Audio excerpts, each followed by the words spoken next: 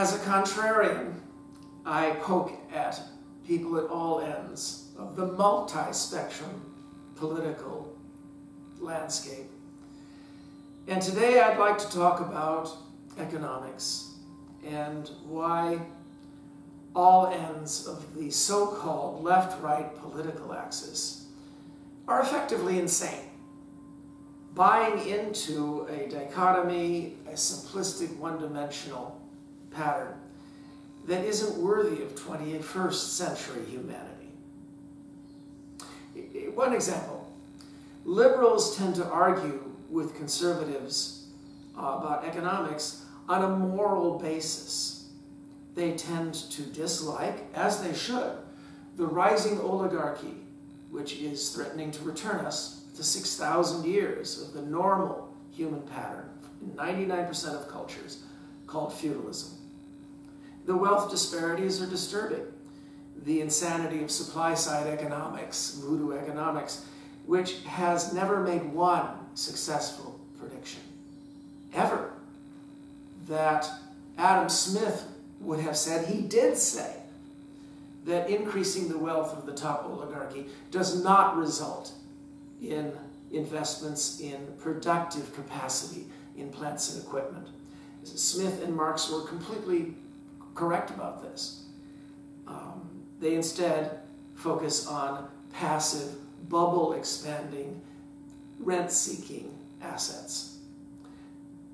But do the liberals attack supply side on that basis? No, they attack it on a moral basis. And even though their moral arguments may be somewhat correct, the sanctimony turns people off.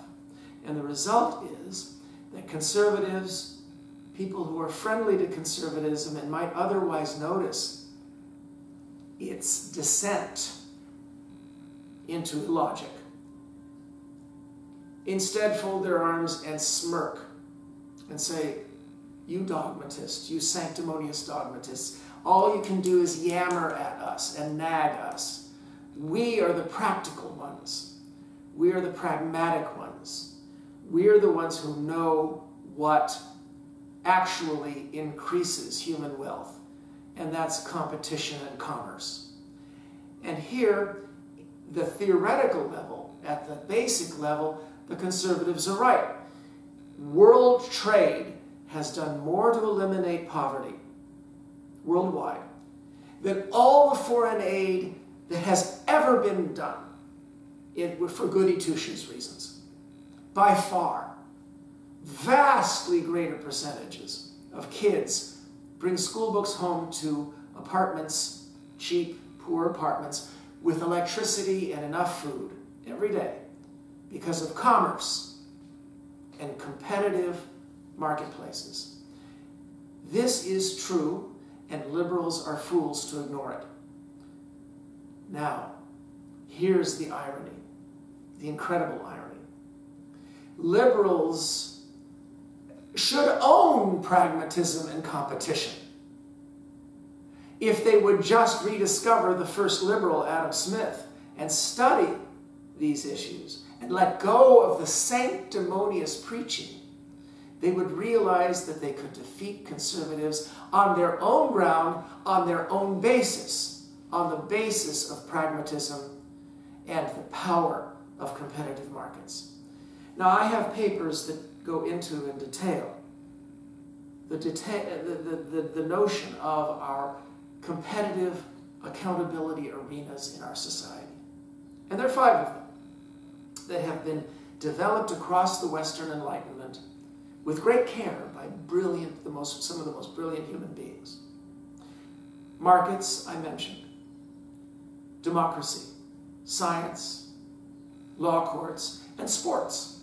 And in all 5 cases, the human competitive drive is harnessed to create what's called the positive sum game. The outcome is greater than the inputs by far. And if you don't understand the concept of the positive sum game, it defeats sanctimony. And that's one reason why people ignore it. They prefer zero-sum games.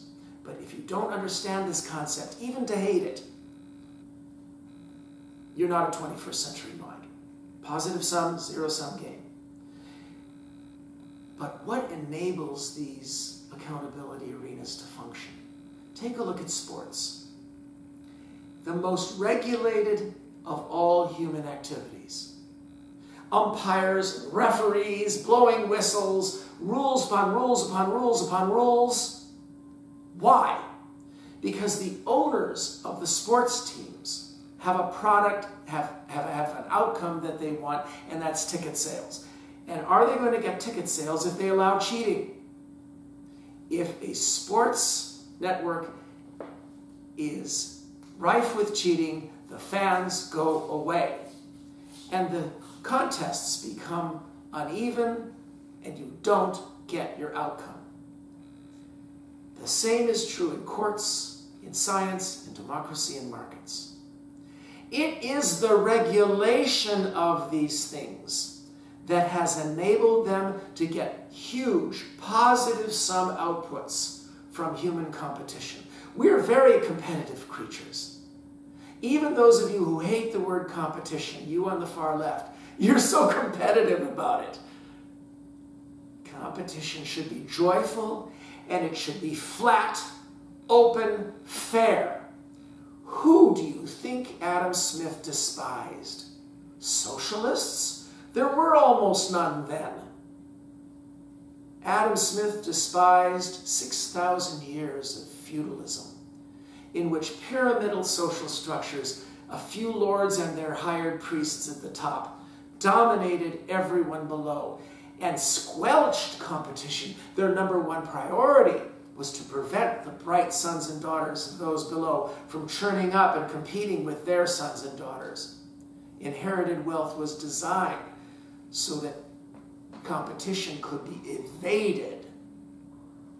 And this is the hypocrisy of the right.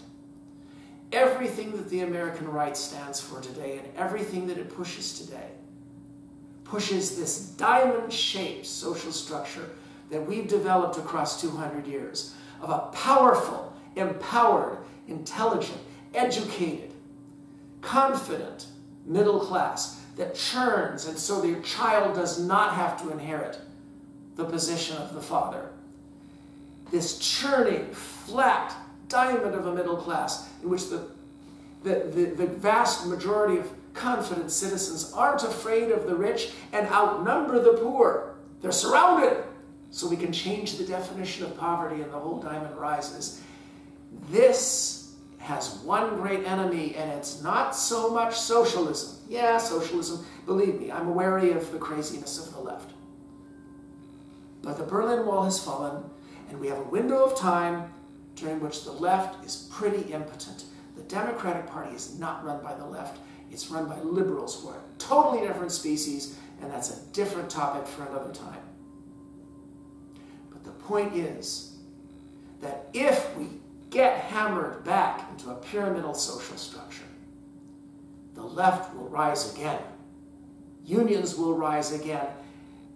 The power of revolutionary spirit will rise again, and very few revolutions ended well for the oligarchy. And this is proof of the stupidity of the people who own and operate the Republican Party today, that they don't know where this ends. If this, which is their program, happens, the Silicon Valley billionaires, they love the diamond-shaped social structure. They love the engineers that made them rich, and most of them are Democrats, as Adam Smith would be today. No. Liberals need to rediscover Smith. They need to talk to these poor, dopey young males who think that libertarianism is about Ayn Rand and solipsism and selfishness and self-centeredness, when there is another version of libertarianism based on Adam Smith, on Robert Heinlein, in which the key word is not I own everything, solipsism and me. The key word is competition. And one of the great icons of the right, who they never truly read, Friedrich Hayek, he pointed out that competition is at its best and most effective when it is flat, open, fair, and engenders the maximum number of skilled, savvy competitors.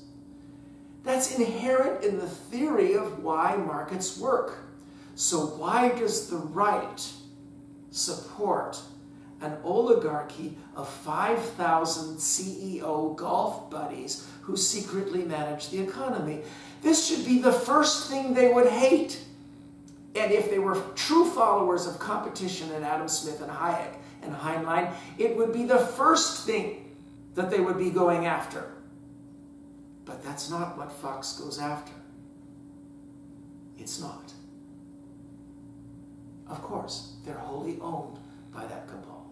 And according to Hayek, 5,000 CEO golf buddies are going to be worse allocators of social resources than 50,000 government bureaucrats, because there are more of the bureaucrats and they are more constrained from self-interest. They have to operate in the open and they have to listen to inputs from the outside. And I'm not saying that the economy should be run by 50,000 bureaucrats.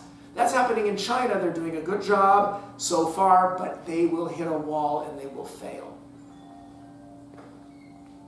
because it's not competitive. No. No. Maximize the number. This is what Hayek, Heinlein, Adam Smith said. This is what a true libertarianism would do. This is what a true conservatism would do. But above all, if liberals were to realize that the power that they have in outcomes, that across every Democratic presidency, every single litmus and test of the metrics of health of a competitive marketplace economy in the United States rise, and across every Republican presidency, almost every metric of the health of capitalism plummets. If liberals were to get pragmatic and say, yes, Smith was our founder, and our opposition is to the return of 6,000 years of feudal pyramidal oppression that not only oppressed the poor, moral reason, but destroyed competition, destroyed our ability to have these arenas and these marketplaces. Then you would do a judo on this undead weird elephant that has taken over conservatism. And do you know how bad it is? Do you know how the state of Arizona gets 17.3% of its electrical power? Last I checked, 17.3%. From coils and wires arrayed around the spinning in Barry Goldwater's grave. That's how bad it is. They should be dead meat. Conservatism could rise up and again be an intellectual movement like William F. Buckley, if the hijackers of that great American movement were punished or forced to realize what they have wrought. And only liberals can do that. And they can only do it by winning this phase of the American Civil War. And they can only win if they abandon the sanctimony as their main argument and instead embrace the pragmatism, the outcomes, the power of defending these competitive arenas that are the fecund source of our wealth, our science, and our freedom.